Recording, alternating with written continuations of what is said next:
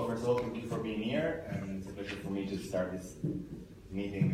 It's actually the first meeting of this subcommittee. First of all, I propose the adoption of the agenda. So if nobody has something against it, we can move for the approval. And then we also to approve the minutes of the meeting held in Baku on March 16, 2017. And also for that, I ask for your approval. So, although this is our first exchange since the constituted meeting in March, I have already participated in several international events in my new capacity. Among them, the conference and seminar listed on the agenda. The seminar, organized by the Consiglio Europe Congress in Belgrade in June, was an interesting and instructive meeting where I realized the importance of working at the local and regional levels on a European scale. And I think we should cooperate more closely with the Congress and not forget to look at what they are doing when we prepare our reports. I wish especially to refer here to my visit to Budapest for the conference organized by the European Network on Statelessness at the European Youth Center in Budapest in May, and it was important for two reasons. First of all, I would like to promote the work of the organizers, the European Network on Statelessness, which does a lot to raise the awareness of governments and especially international organizations of the very real problems of statelessness and the risk of creating new forms of statelessness. I take this opportunity to inform you that I'm sponsoring a reception, Ms. Gafarova said before also, of the ENS network tomorrow at 1:15 in front of the hemicycle, which will be attended by the Secretary General's Special Representative for Migrants and Refugees, Thomas Bocek, and others. I encourage you all to come and hear about the ENS Lost in Limbo campaign. You will find a lot of material also on the social about that. Secondly, this was my first opportunity to visit the Consiglio of Europe's Youth Center in Budapest, where I held a bilateral meeting with Balint Molnar, deputy head of the center. He explained the role and activities of the center to me, and I was impressed by the center and how, despite distance and a very different context, the center in Budapest works hand in hand with the center in Strasbourg as a far-reaching antenna of the Consiglio of Europe youth sector. I think we should stress more on the cooperation between our council and this excellence. And this brings us to our one substantial item on the agenda today, for which I have the great pleasure of introducing Ms. Antti Rothmund, I hope I pronounced it well, head of the Consiglio of Europe Youth Department, and also Mr. Johnson, Director of Democratic Governance. So I give the floor first to Ms. Rothmund, and then we will come back with all the other arguments. Thank you. Thank you very much, Chairman, ladies and gentlemen. Thank you very much for this opportunity to present the activities of the Council of Europe Youth Sector with Refugees to you. The Youth Sector and the Youth Department of the Council of Europe have a very long-standing tradition of cooperation, and I can say a very fruitful cooperation, because we have been cooperating and will contribute to several of your reports and resolutions in the past. And of course, I hope that this good cooperation will continue. Thank you very much, Chairman, for this kind introduction. I am happy that you enjoyed your meeting in the center in Budapest, and I hope you will also have the occasion, if you haven't had it yet, to get to know our center here in Strasbourg. I would like to take you very quickly through the main items of our work in the field of refugees at the moment. And before, I'd like to, just for those of you that are not familiar with our sector, give you 2 slides just on what we are actually doing in the Council of Europe Youth Sector. We work like every other sector in the operational part of the Council of Europe on work priorities, which are at the moment 4 work priorities, and all of them actually concern young refugees and also young asylum seekers. Young people's access to rights, youth participation, obviously inclusive and peaceful society, and we are trying with our standards and policy guidelines that we develop to give youth policy assistance to member states. All our programs aim to provide young people with equal opportunities and experience which enable them to develop the knowledge, the skills and the competencies to play a full part in all aspects of society. We do this with the help of our instruments to implement our programs. As it was already mentioned, the European Youth Centers in Budapest and Strasbourg, which are actually capacity building training centers, give opportunities for networking and exchange, and we also like to call them safe spaces where young people can meet and exchange in a safe environment on items of their concern. Our European Youth Foundation is a funding instrument to give financial support to projects in member states, internationally, nationally and locally. And in our partnership with the European Commission, we actually focus on research and also researching the situation of young refugees and asylum seekers as part of that. The area where you have had most contact with is our intergovernmental cooperation, which is in the youth sector very special because we are practicing the so-called system of co-management, where we are working in very close cooperation with youth organizations that are brought together in an advisory council on youth, which is very often the contact for the committees in the Parliamentary Assembly, and they also contribute to your activities. On Thursday, you are going to meet with representatives of an activity that is actually taking place right now in our youth center in Strasbourg here. This is one of the results of our work through the educational activities and the meetings. There was a platform set up, a platform of young refugees called the Voice of Young Refugees in Europe. And this platform is registered as an NGO and is also part of our Advisory Council on Youth. This enables young refugees actually to have an input in all aspects of the youth policy of the Council of Europe, in the programming and also in the delivery of the program. We are going to meet some representatives of this organization on Thursday morning, and then I hope you will have a lively exchange with them how they are using this access that they have.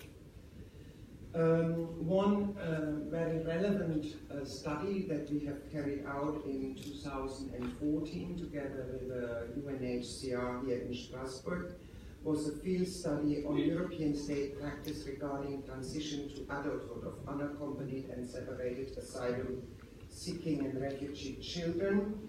It was called What to Celebrate, meaning when an unaccompanied minor becomes 18, very often this is a day which this young person is frightening rather than looking forward to, because this study gives us a clear example of the existing challenges that state agencies, NGOs, and the young people themselves are confronted with. The study shows that the problem is European-wide, but in each country different practices, sometimes successful, some detrimental to the well-being of young refugees and asylum seekers, have evolved. I give you some activity examples. I just mentioned the activity that is going on right now in the Youth Center Empowering Young Refugees with the Voice of Young Refugees in Europe. But we also aim to work with, let's say, the mainstream youth organizations on refugees issues. For example, we recently had an activity on the rights of young refugees and migrants on the labor market with a youth section of the European Trade Union Confederation, or study sessions, seminars with the youth organizations, political organizations here with IFLRI, the International Federation of Liberal and Radical Youth, or International Falcon Movement, worked on children on the move. On our efforts, of course, aim to have a bigger attention to vulnerable group of young people, and we are also inspired by other European youth organizations who propose to work on that topic to learn and expand some their expertise to a wider context. Most of you are familiar with our No Hate Speech movement campaign, which is run by the Council of Europe Youth Sector in its 4th year now. You also have, of course, your No Hate Parliamentary Alliance, which is very active. Our No Hate Speech movement, which is mainly an online campaign, organizes every day an online action day, including targeting hate speech against refugees and asylum seekers. That was the case in the last 3 years, when a common day of action actually called for a wide and systematic reaction and condemnation of hate speech against refugees. There are, in all our activities, several of your documents which are very important for us, and I name just a few, which are building the basis also for the policy guidelines that we are in the process to develop at the moment.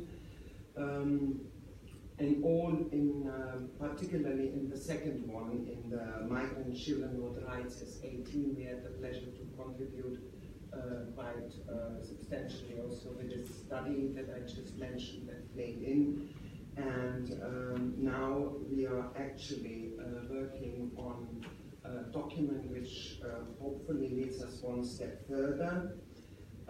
Following the decision of the Joint Council on Youth, which is this cooperation between the governments and the non-governmental sector in our sector, is we are developing policy guidelines regarding minor refugees in transition to adulthood.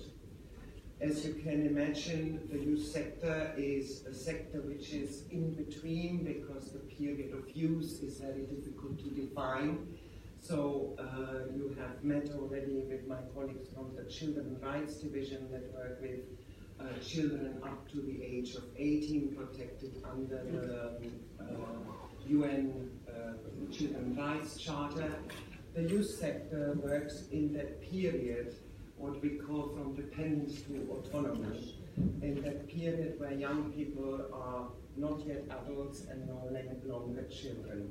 In the issue that is of your concern, we are looking in particular at this transition from being an unaccompanied minor to becoming a fully integrated, autonomous person in the new society where refugees are welcomed. We had an expert group meeting recently in Portugal, in Braga, and they developed draft guidelines on unaccompanied minors in transition to adulthood. This is part also of the action plan of the Secretary General for Migrants and Refugees, and you meet the special representative tomorrow, I think, or during the reception. And this is also our contribution to the implementation of this action plan. So what comes next?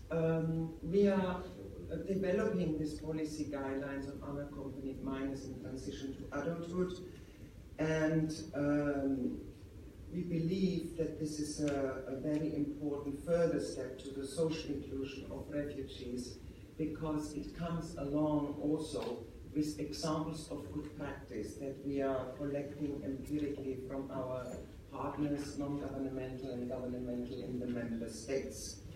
And we would consider favorably any proposal to associate the work of your subcommittee with these outcomes of this work. And I understand that we are discussing at the moment the possibility to have actually a common activity of your subcommittee with one of the activities in one of the youth centers. And I think that would be a fantastic opportunity to drive this agenda further together. Thank you.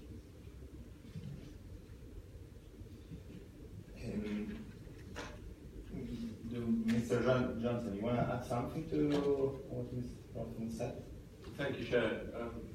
Just very briefly, not to address the substance. I can't add to what Antje has already set out there, a comprehensive explanation.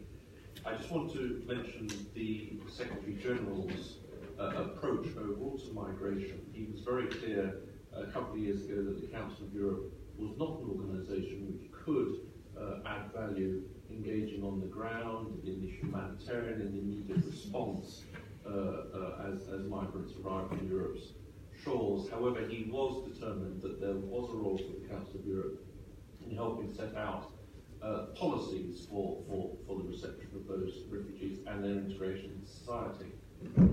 Inevitably, that requires the organisation to engage primarily at the policy level with member states and public authorities, but in no way diminishes the value and the importance of the work conducted by the Youth Department and others, where we are engaging much more closely with the affected people, with the people who need support, and through that can develop programs, develop best practice, and the guidelines that Antje has mentioned to generate some very practical benefits to these young people.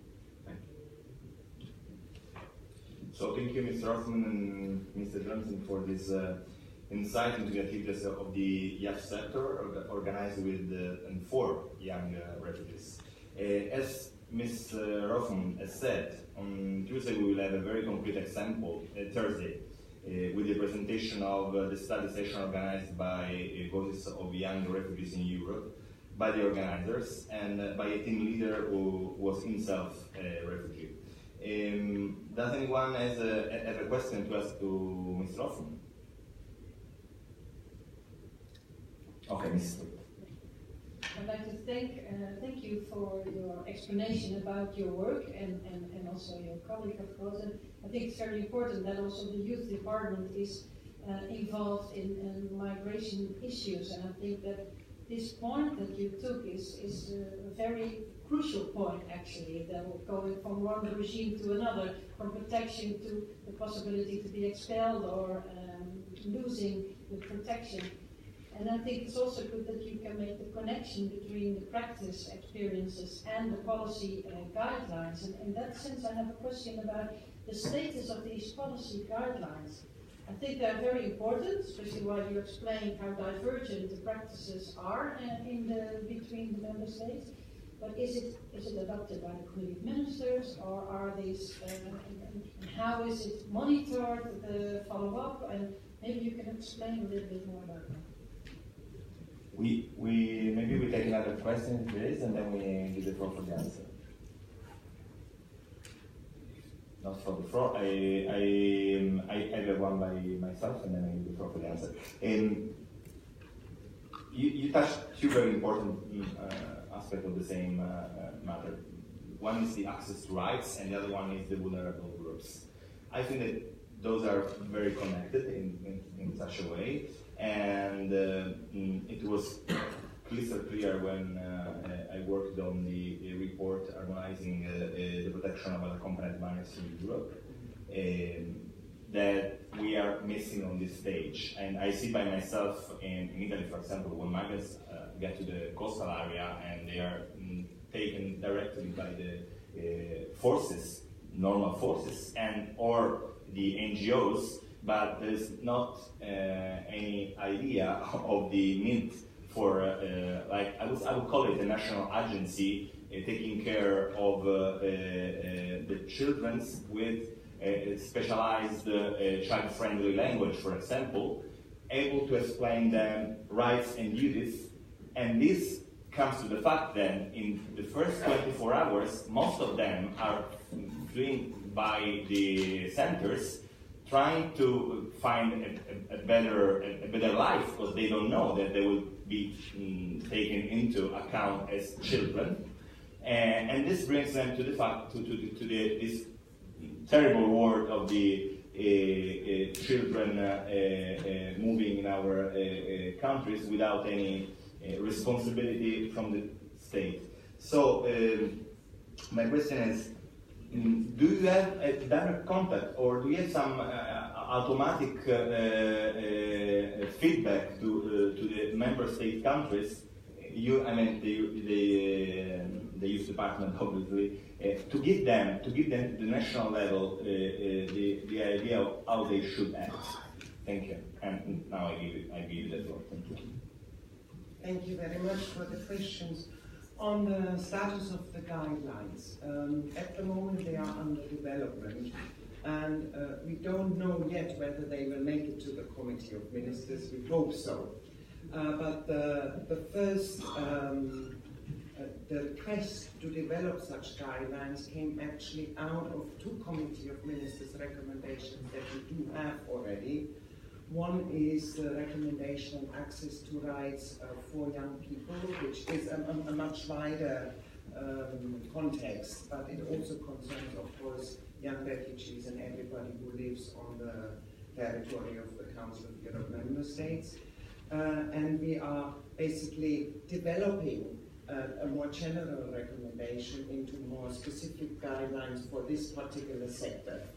The other recommendation that we work with, also of the Committee of Ministers from 2015, is the so-called ENTER recommendation, which is also part of a development with young people living in disadvantaged neighborhoods, and very often these are also young people with migrant and background, or also nowadays more refugees.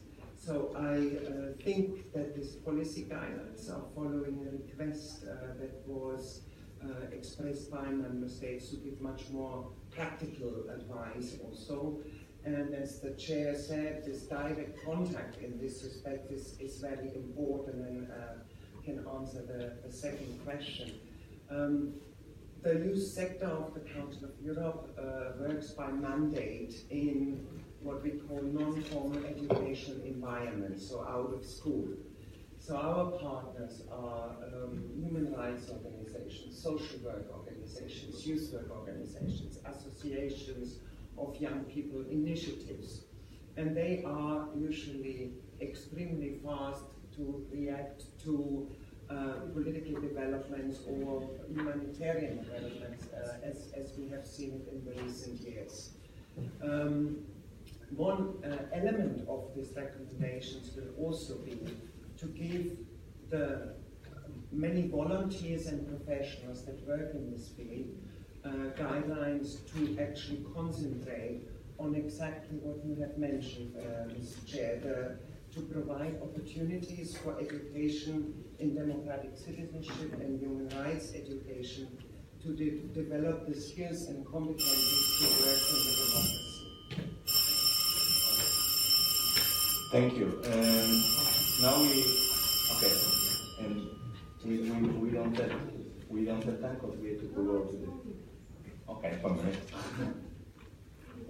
Thank you so much, Mr. Chair. I'm very sorry, ladies and gentlemen, I won't keep you long. I just wanted to invite you very warmly to come to the table ronde Quel droit pour les enfants réfugiés dans le pays d'accueil. This will be and take place tonight in room 8 between 5 and 6:30. Thank you very much. Thank you, Ms. Gala.